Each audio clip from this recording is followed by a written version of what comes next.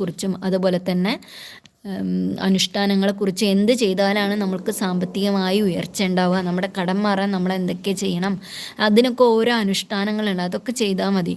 അത് ചിലപ്പോൾ നിങ്ങൾക്ക് അതൊരു കട്ടിയുള്ള പോലെ തോന്നും, അയ്യോ അതെങ്ങനെ എടുക്കാം. പക്ഷേ ഇത് ഏതൊരാൾക്കും എടുക്കാൻ പറ്റും. ആശ്രമത്തിൽ 3 മാസം പ്രായമായ കുട്ടികൾ വരെ ഇത് എടുക്കുന്നുണ്ട്. അപ്പോൾ ഇത് ഏതൊരാൾക്കും ചെയ്യാൻ പറ്റുന്ന കാര്യങ്ങളാണ്.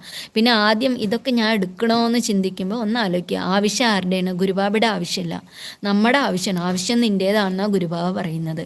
അപ്പോൾ ആ കൃത്യമായിട്ട് അത് ചെയ്താൽ മതി. 19-ാം തീയതി അമാവാസിയാണ്. അമാവാസിക്ക് ഉപവാസം എടുത്താൽ വളരെ നല്ലതാണ്. അപ്പം ഇനി കഥയിലേക്ക് വരട്ടെ, അത് ഫ്ലോ പോവുകയാണ് അതിൻ്റെ. അപ്പം ഈ കിർലിയൻ ഫോട്ടോഗ്രാഫി അവിടെ വെച്ചിട്ടുണ്ട്. അപ്പോൾ ഓരോ ആത്മീയ വ്യക്തികളുടെയും ആ ഓറ തിരിച്ചറിയാൻ പറ്റുന്നതാണ് ഈ കിർലിയൻ ഫോട്ടോഗ്രാഫി. അപ്പോൾ ഗുരുബാബയുടെ ആവശ്യം എന്താണ്? ഇങ്ങനെ യാതൊരു സിദ്ധികളൊന്നും ഇല്ല എന്ന് മറ്റുള്ളവരെ തെളിയിക്കുക എന്നുള്ളതാണ്. അപ്പോൾ അതിനാണ് ഗുരുബാബ അവിടെ വരുന്നത്. ഇപ്പോൾ കിർലിയൻ ഫോട്ടോഗ്രാഫിയോടനുബന്ധിച്ച് എഴുതിയും ഒപ്പിട്ടും കാണിക്കണം. അപ്പോൾ ഈ കിർലിയൻ ഫോട്ടോഗ്രാഫ് എടുക്കുമ്പോൾ അവിടെ എഴുതിയും ഒപ്പിട്ടൊക്കെ കാണിക്കണം. ഇത് രണ്ടും ഗുരുബാബ മനഃപൂർവ്വം